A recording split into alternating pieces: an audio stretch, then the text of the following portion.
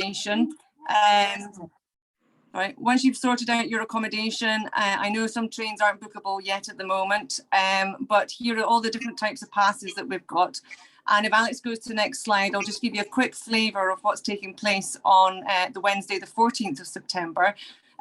Wednesday, the 14th is arrive about 2 o'clock, so it gives you time to travel on the day.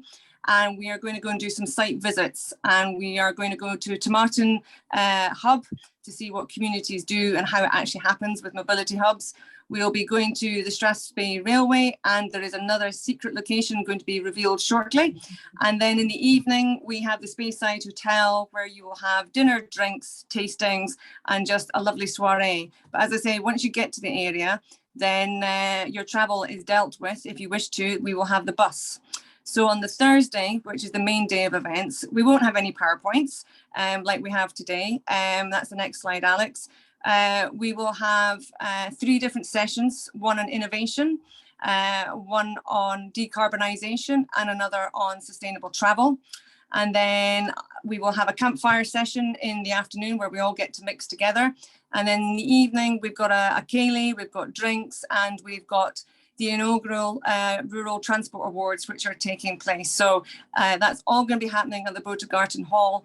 And on the Friday morning, you will also have the option, if you wish to go on the Strathspey Railway, because the CILT, who are helping support the event, are going to be helping put that together, so you can have a lovely leisurely hungover breakfast roll, Campbell. I know you like your breakfast rolls on a train on the Friday morning.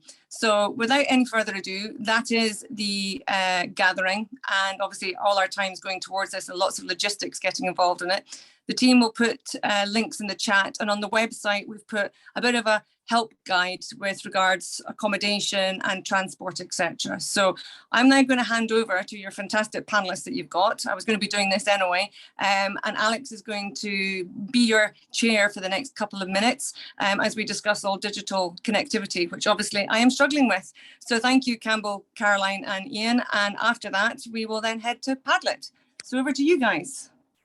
Okay, thank you, Jenny. I'm stopping sharing now because that thankfully is the end of slides for this morning. We're a kind of slide-free zone at SRITC. Hopefully Iain will drop in some links just for the gathering, just so that you can go to the Eventbrite page to get more information and register, and also our own website as well, which, as Jenny said, has got more information. So without further ado, let's get into the sort of meat of today's conversation, which is really around how, as I said earlier, how digital connectivity can really be used as an enabler to accelerate a lot of the mobility services that are badly needed across rural and islands communities, not just in Scotland, but much further afield as well. So to discuss this in a little bit more detail, I'm delighted that we've got some panelists from different parts of the world when it comes to all things digital connectivity and data. So our 3 panelists, as you saw in the slide, are Campbell Cameron from Broadway Partners. Wave, say hello, Campbell. We've got Caroline Broughton as well, Caroline from the Connected Places Catapult, and we've also got Iain McNeill from Whereverly. Where's Iain? Say hello, Iain. Okay, so in the next sort of 20 minutes are really just going to be a chat between the 4 of us, and please everyone, as we're going forward, post any comments, ideas, suggestions, questions into the chat, and we'll keep an eye on that as well, and we can flow them into the next part of the session when we start to use Padlet, which we'll talk about once we get to that point. So just to begin with, I think for everyone's benefit, it would be good if our 3 panelists just give a very, very brief intro of, again, who they are, but also kind of what they're doing and how it kind of fits into this whole sphere of rural digital connectivity. So I think we'll start with Campbell. So Campbell, if you just like to give us a little bit of an intro to yourself. Excellent. Well, thanks for the invitation along today. It's appreciated. It's always nice to be able to meet with other rural folk, and I'm based up in Oban. I work with a company called Broadway Partners, branded as Broadway Broadband and Aaron Broadband, to name but 2. And we basically connect the unconnected. That's our mission in life, is to get out into the rural areas, not go for the low-hanging fruit round at the market towns and whatever, but get out into the rurals and do a bit there. So we've been working really since about 2016 in Florence. We did some preparatory work on Aaron to show ourselves mostly and others what we could do with fixed wireless technology. We're now moving on to fibre, and we're connecting up Aaron as we speak. There will be people pulling fibre cables through ducts this morning, I'm quite sure there. And we're here really just to chat about what we do with all this. And I think Jenny's experience there in Midlothian, is probably fairly common across Scotland still. I was speaking to somebody who lives in the West End of Glasgow a couple of weeks ago at the tech seminar up in Oban, and he's got 5 megabits per second, which is probably paradise to some folk. But in the West End of Glasgow, it just to me seemed odd that it was as poor as that. He goes to a cafe to send a lot of his stuff out. Hey ho! So we've lots of work to do, but that's me, and we'll add some more shortly. Brilliant, thank you very much, Campbell. And we're just going to go across the screen. So next up we've got Caroline. So Caroline, just again, want to say a few words in terms of who you are and what you're doing. Yeah, sure. Morning, everyone. Really happy to be here today. So I'm a senior geospatial analyst at the Connected Places Catapult. And so the catapults are a whole network across the UK, not-for-profit, government-funded sort of research organisations. And at the Connected Places Catapult, we're interested in mobility and future cities, and supporting SMEs who are working in that sort of space, with an ultimate goal of stimulating the economy, increasing British business, and also addressing the levelling up agenda. My role in particular, so I work with location data. Essentially, we're looking at the where element of problems, of which rural mobility is obviously one of those. And in particular, with regards to Scotland, last year, my team were working on a project looking at using drones to deliver medical supplies between hospitals to GPs and pharmacies across Scotland, but we discovered doing this, particular time savings to be made for the Highlands and Islands. And we're about to start on the second phase of that project soon, so we're looking at that in a bit more detail. But separately, we've got another project, which is also a second stage project, where we're looking at establishing a sustainable aviation test bed, again in the Highlands and Islands. So sort of quite aviation focused, but also looking at freight and passenger travel. And that's me. So I'm based in London, but hopefully you can tell that I'm a native Scot. So I've got this lovely map behind me, which I look at when I want to think about Scotland and home. Look at fondly, yes, of course, yes. And then Iain, if you also just want to introduce yourself, say a little bit what you're doing. Hi everyone, thank you very much for having me along today. It's nice to see a couple of familiar faces in the audience. So I work for Whereverly. We're basically a software development company that provides basically digital solutions for websites and apps to sort of tourism organisations.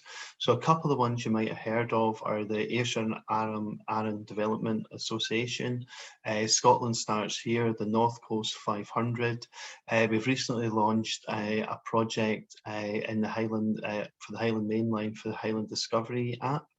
So we're very much sort of focused on tourism, and I think we came across the problems of connectivity. So our apps work offline. You can download the maps, the routes, the content to use them in a lot of the rural places in Scotland. We're also working on a project just now with Loch Lomond National Park and Perth and Kinross Council, which is a big component of what we're doing is to do with connectivity and basically getting data out of quite remote, hard to reach places. The project is looking at over-tourism and park management or visitor management within the national park. So we've got sensors getting placed in, visitor centres, along roads and car parks, and we're using the LoRaWAN network to basically take out that data, which we can then use to show people how busy, car parks are. We're using AI to be able to start predicting the future. So when people are in the planning stage, we can say, hey, don't go to that bit of Loch Lomond or Perth and Kinross. Why don't you think about going somewhere else? On the day, we're hoping to have apps in people's hands so they can see where, you know, where's really busy. They're maybe thinking about going somewhere, but we can give them, you know, good alternatives to where they were planning to go if it's getting over busy. So it's really, you know, it's taking information out, and it'd be great if it was a 5G world, but it isn't, you know. So we're using LoRaWAN as a means to take the data out from these places. Okay, thank you. I think that's a good overview of, you know, in a very practical sense, some of the challenges that, you know, that rural communities are facing. Over-tourism is becoming a bigger challenge, particularly off the back of COVID. And I think, as Caroline's touched on as well, you know, there's an important piece around data or lack of data in terms of what we do and don't know, in terms of how not just people but things are moving around the rural communities as well, which I suppose brings us on to the first question I'm going to kind of throw out to all three of you. And all, you can either just raise your hand if you want to answer it, or I will pick, of course, on one of you if you don't. And that really is just based on the conversations that each of you are having with stakeholders within rural communities. I mean, what are you sort of discovering as the biggest challenge that they're faced with right now, the biggest sort of most pressing challenge? I know there's lots, but what are you seeing as the biggest challenge you're facing in terms of access to better connectivity to do more of the things that they'd like to do? I think it's fair to say, Alex, that a lot of people, you know, they don't know what they don't know. You know, if you live in the wider rurals and you've got BT Openreach's cabinet in the next village, which might be anything more than 2 miles away, really isn't going to do much for you. Then you don't really know what you don't know, and you make use of what you've got. I mean, I use the instance in mobile phone technology. I've been over in Colonsay one time and in the hall, and we're talking about mobile technology, and somebody said, it's not too bad, really. And the audience kind of looked, well, some of the audience looked at the fella, and he says, well, he says, if you go out the front door, he says, and along to the second bench, the reception there's not too bad. You know, that's the thing, we don't know what we don't know. So if that's what you're used to, you make use of it. And I think when you bring along, you know, as Iain is doing there and Caroline is doing, you bring along new technology and you open it up to people, the possibilities are virtually endless. Yeah. And what about yourself, Caroline? Because you're in this sort of space with GIS, you know, which is, you know, about, you know, using locational data, but that's only useful if the data is there in the first place.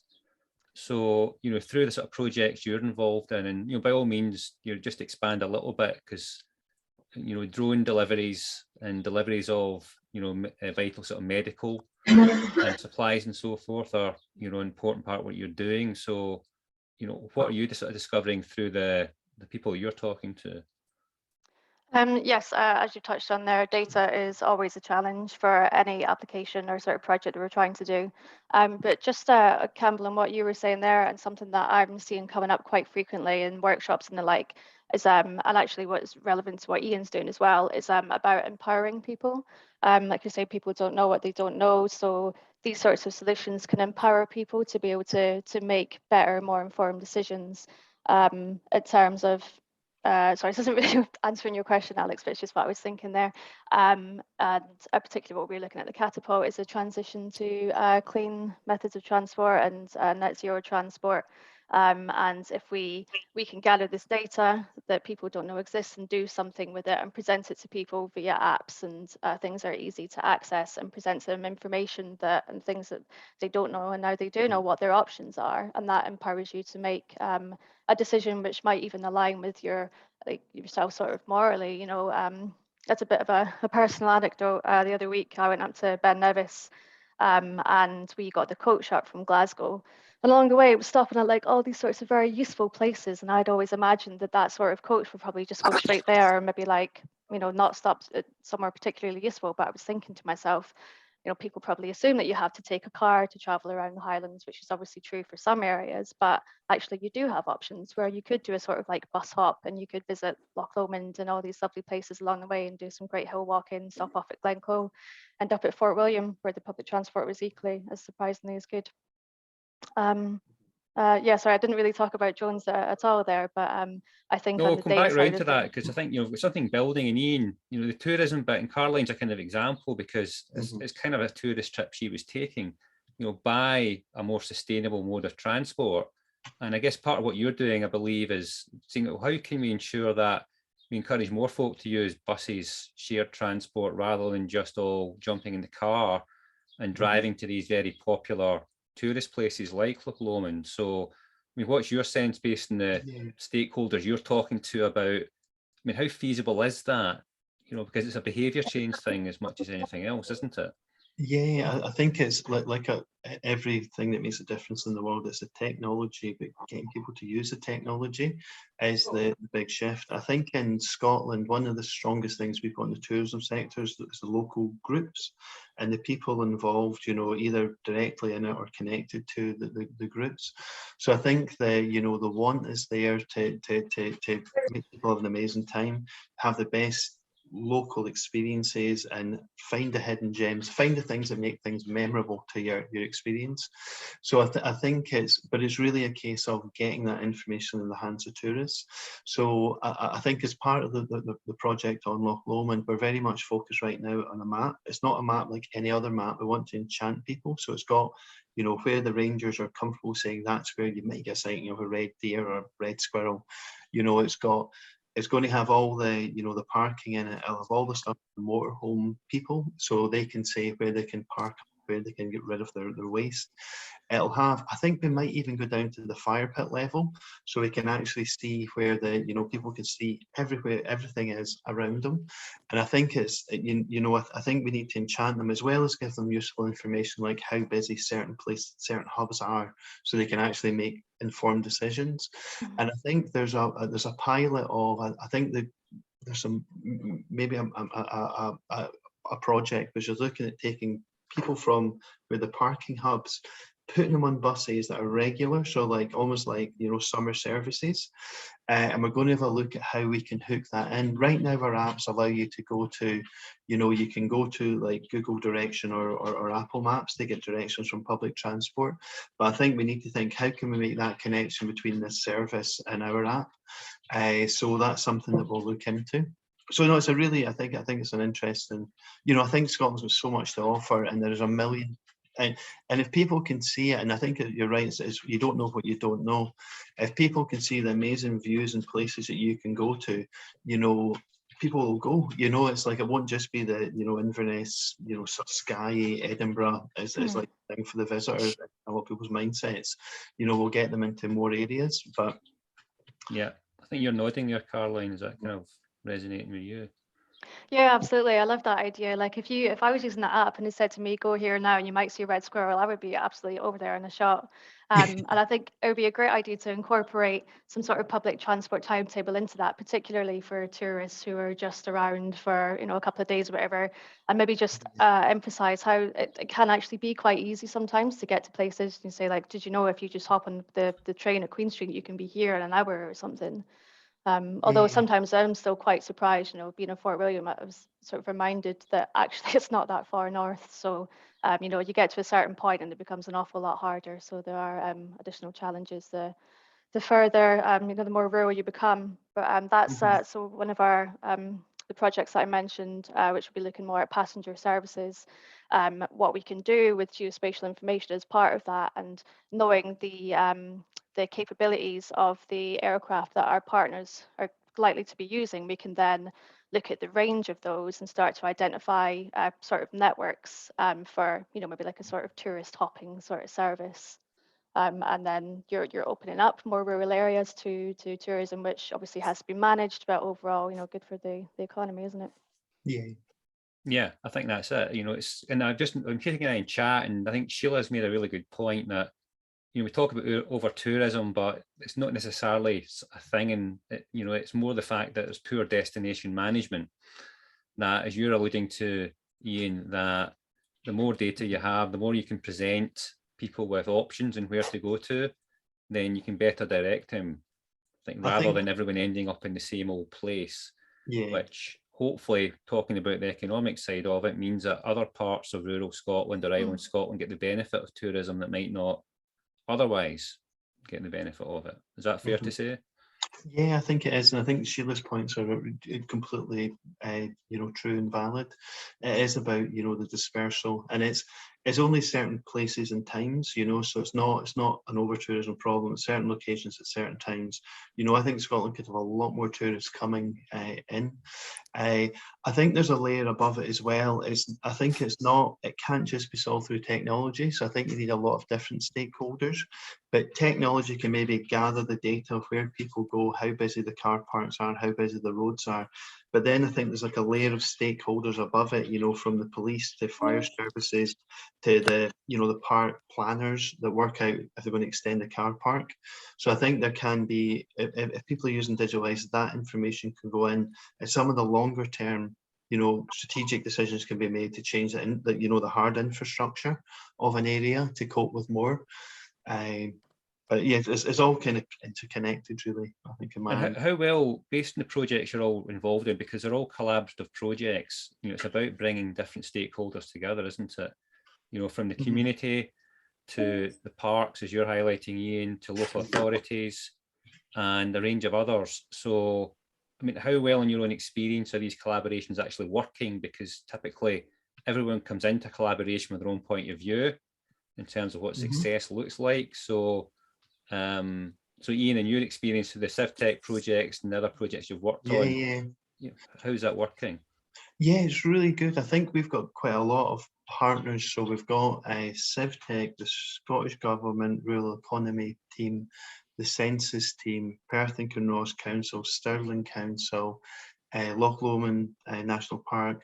We've got I think it's something like digital director. I know the people. So we have a weekly call to go through progress with the project. So it's quite a big team with diverse interests. I think they seem quite experienced. I think people are more comfortable now working across across people's disciplines. So I think we've got quite a comfortable partnership. I think at the beginning it was quite hard to just work out where everybody's from, because it was a lot, the calls can be 10, 15 people on a call.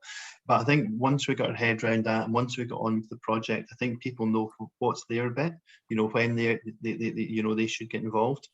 So I think and I think we're quite lucky to have a weekly catch up, which is quite a commitment from the partners to put that time in each week. But it means that we can get a couple of strands of work going, and we can everybody's on the call to sort any problems out. So for us, it's been really good. I think they put a bit of effort in, maybe more in the structure and meetings, because it's just such a diverse group of people, agencies coming together. Yeah, it's been good. Yeah. Well, I mean, it's heartening, because I think that's the more people you add into the mix, sometimes the more challenging it can become in terms of everyone agreeing on direction of travel. Campbell, I'm also curious, because coming back around to what you're doing with Broadway, the way you've tackled this as a challenge, is that you have to a degree focused on some of the more remote communities, the ones that have really suffered the most in terms of lack of access to any sort of decent broadband. And we know broadband's becoming a bit of a human right these days, just like water and air. We need good quality broadband, be it fixed or be it wireless. So from your perspective and Broadway's perspective, how does that look moving forward? Because I know you're an organisation that's growing quite rapidly. You've secured more investment recently as well, but where do rural communities continue to sit for Broadway in terms of your focus, in terms of making sure that those harder to reach places do get the type of connectivity that they need to have, just to have the basic access to some of the services that we're talking about? Well, it comes back to investment, really, and both governments have been terrific in putting money in. Both Edinburgh and London, I have to say, they've both stepped up to the mark.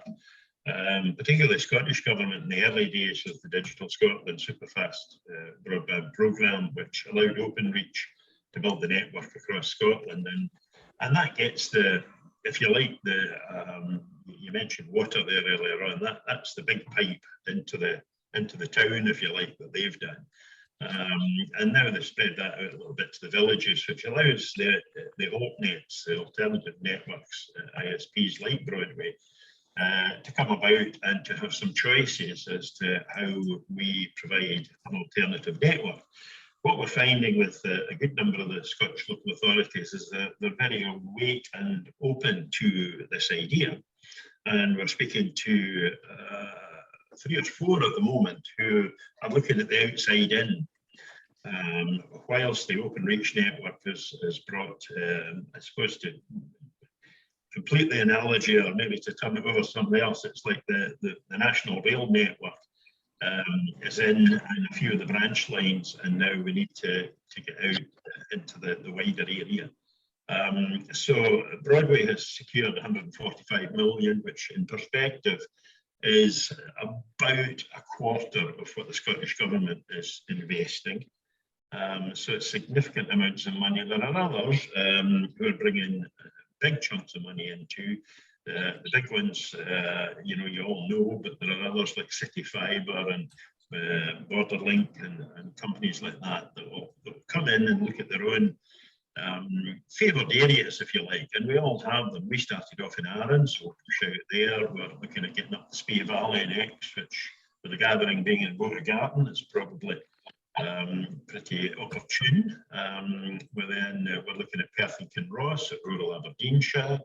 And Aberfoyle was mentioned in the chat there. We're working with the Strathard Development Trust to make Aberfoyle a smart village, to bring full gigabit fibre in there to get out into the rural parts of the Trossachs as well, up to Stranraer and Brigaturk and places like that. So I mean, that's what we're aiming to do. Along the way, we pick up customers, and then it's up to the others to, you know, bring their technology. You know, it's the old. That was a good echo. It's the old adage of, you know, we kind of bring the shovel, if you like, that's laid up against the wall there, but others will come along and will create the massive cathedral by bringing their own bricks and mortar and everything else, like Iain talks about there and Caroline talks about. Just curiously, we had a drone delivery of the first school lunch in our Guyland View just last week there. It went 1.5 miles, but that was good. It went from Oban International Airport up to McNeill Primary School, about 1.5 miles up the road, and was delivered to 3 school children there. So proving that works. There are also, it's a company called Sky Ports, I think it's called, are doing that. So in these things, that's great to see that coming in there, you know, and they all work on their own part there. But the quicker we get 5G across the territories, I think the better. It'll do a whole lot of things like Iain and Caroline have talked about there, but you know, you'll be able to take your phone, because I think unlike we're doing here, well, with the exception of Jen, who's always a trendsetter and is working with her phone, the rest of us are probably on a laptop or a desktop or something like that. But the future is really that thing there, the phone, and with its 5G connectivity, the possibilities of walking through Aberfoyle, you know, and meeting some of the historical characters who actually speak to you and tell the story of why they're actually in that particular part of Aberfoyle, I think will be fantastic. I've seen a demonstration of that done around Edinburgh Castle and 1 or 2 of the villages there, and that was 2 years ago, so no doubt it's way ahead of that now. Yeah, there is, and I think the whole 5G conversation is it's a separate webinar in itself, because there are 5G pilots happening in different parts of Scotland. So conscious of time, before we wrap up at 11:30 or just after, because we are quite strict about when we finish. First of all, thank you for all 3 of you for your contributions. Hopefully it's given everyone a kind of flavour of what you're doing, how it's contributing to kind of moving things forward. And I can see there's quite a lot of chat happening as well, which is great, which hopefully then takes us into the next part of the cafe today, which is where we get a bit more interactive